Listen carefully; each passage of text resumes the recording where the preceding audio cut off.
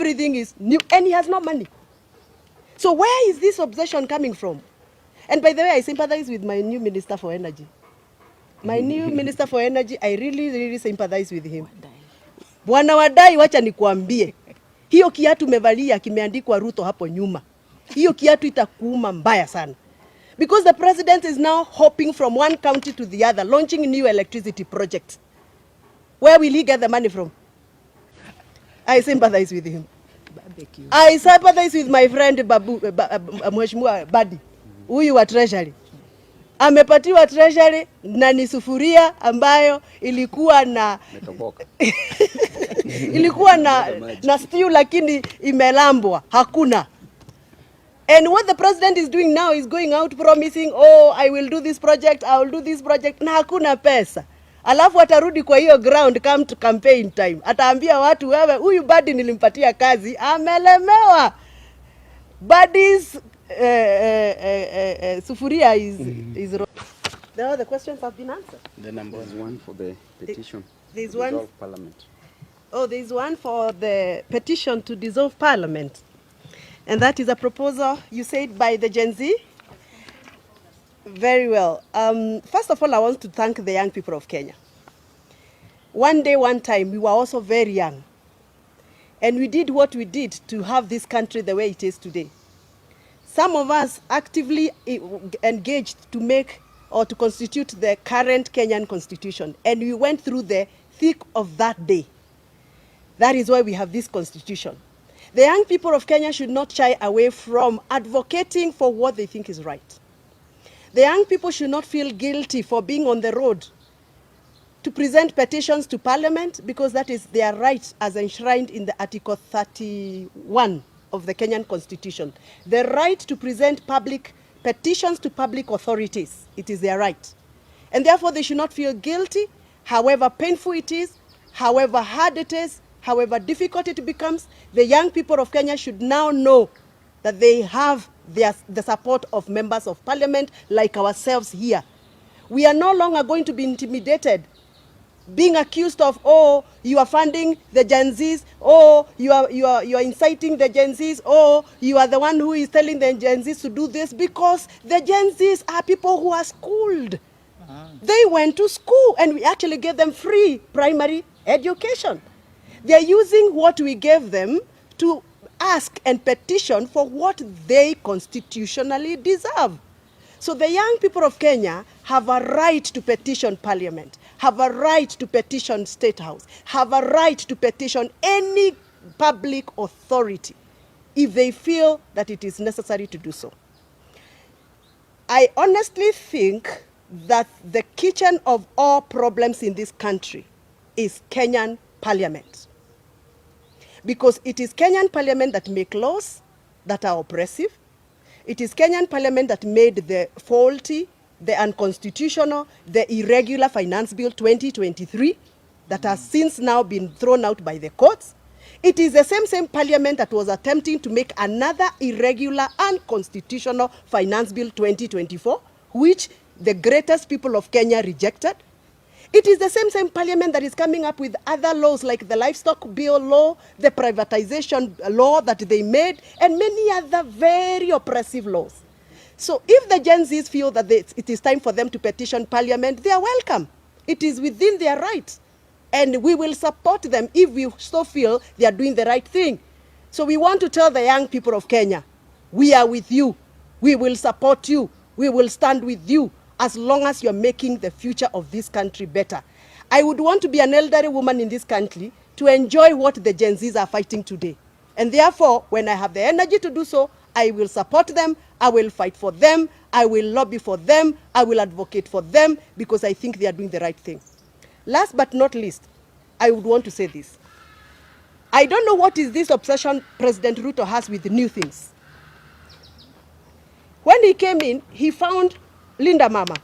He realized Linda Mama, and I don't know how he realized, because he's not a woman. He has never been in a maternity ward. He has never delivered a child.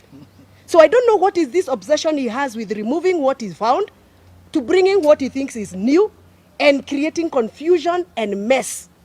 He found a very good working program called Linda Mama. He collapsed Linda Mama without any public participation and brought some other new packages. Shisha, shui, shu, shui, sha. Shisha. Linda mpango wa kando. You know. I don't know what is this obsession he has, that he has now to collapse the old funding model for our universities and bring a new model. And now he has created a whole total confusion. Our children are getting depressed because they don't even know whether they are going to report to school tomorrow. What is this whole obsession of new things? New things? Now, look at where we are right now. We don't have money because we have no operational finance bill. Instead of him finishing old projects, he's now going for new. Everything is new. Everything is new. And he has no money. So where is this obsession coming from? And by the way, I sympathize with my new Minister for Energy. My new Minister for Energy, I really sympathize with him. Bwana Wadai, wacha nikuambie.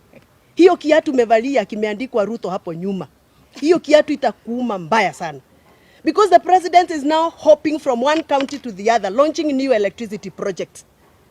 Where will he get the money from? Atarudi kwa hiyo gari pale juu, ataanza kuambia wananchi, huyu Wadai nilimpatia kazi ya kuweka stima, nikaenda nikalaunch stima, lakini yeye hakufanya kazi. Wadai is actually cooked. I sympathize with him. I sympathize with my friend Mheshimiwa Mbadi, huyu wa treasury. Amepatiwa treasury na ni sufuria ambayo ilikuwa na ilikuwa na stew lakini imelambwa, hakuna. And what the president is doing now is going out promising, oh, I will do this project, I will do this project, na hakuna pesa. Alafu atarudi kwa hiyo ground come to campaign time. Ataambia watu, wewe huyu Mbadi nilimpatia kazi, amelemewa. Mbadi's Sufuria is roasted. And they are not is feeling roasted. corruption. Yeah. So anyway, we are summarizing and saying this. This is not the right time for president to go out launching projects. It is the right time for him to sit down, engage stakeholders, look for solutions for the pressing problems, and look for new ways of raising revenue for this country. He must engage. And there's somebody who asked me when I was coming here, now that you people are complaining things are not right, what solutions are you giving? What alternative solutions are you giving? Now listen to me. There is no president, there is no way the president will be roaming from one country to the other looking for jobs for our young people. But if you ask him for a database of how many engineers do you have in your country, tell me whether there is any database. If you went and found a request for how many mechatronics engineers do you have, we don't have a national database. What we want as representative for young people is this. The government must put effort to come up with a national database of unemployed young people of this country, county by county. We must be able to know how many teachers are unemployed from the young people, how many doctors are unemployed, how many engineers, how many lawyers. All that database need to be put in place so that when we are speaking from a point of information. When he's going to negotiate country by country, he has a database. And that is what he should be running with MPs to actually help him to create a national database for the job gap. Number two, we have what we call National Employment Authority. That is an agency that is created by the government under the Ministry of Labor that has failed this country. We need to start thinking of how we can revamp the National Employment Authority so that we can provide a better way of preparing the jobless young people into assimilation into the jobs. How do we do that? By making sure that the National Employment Authority has offices in every county so that people in my county, Kiambu, can actually access the offices at the county level, register themselves, and get to know what opportunities are there. Right now, the only person who tells us that there are jobs being advertised, for example, in other countries, is only the president on top of his car. The young people of Kenya don't know where to go to look for that kind of information. So we need these authorities' offices in every county. Last but not least, all the local employers in this country, the manufacturers, like the people who work under the Kenya Association of Manufacturers, the people who have a capacity to employ our people here in Kenya, We need to engage them so that we know how can we work with them partnership so that they can start absorbing our local people, even if it is on an apprenticeship program or attachment program. For example, if we came up with a program and said, we have 3,000 employers in this country, manufacturers, people who are manufacturing locally, and they have the capacity to employ young people, we give them some tax incentives. A tax intensive that you say, karibu mheshimiwa, that if you absorb, for example, 5 young people in your company, you will enjoy this amount of tax subsidy or incentive from the government. So we need to start thinking of how we can partner local manufacturers, local traders, local employers. We give them some tax rebates so that they can be able to accommodate more young people in this country. Otherwise, the issue of joblessness is a very serious issue. The president of Kenya will not sort out the issue of unemployment by bringing Raila, Odinga, or whoever else in cabinet or in government, because that is an economic problem that will not be sorted out through political remedies.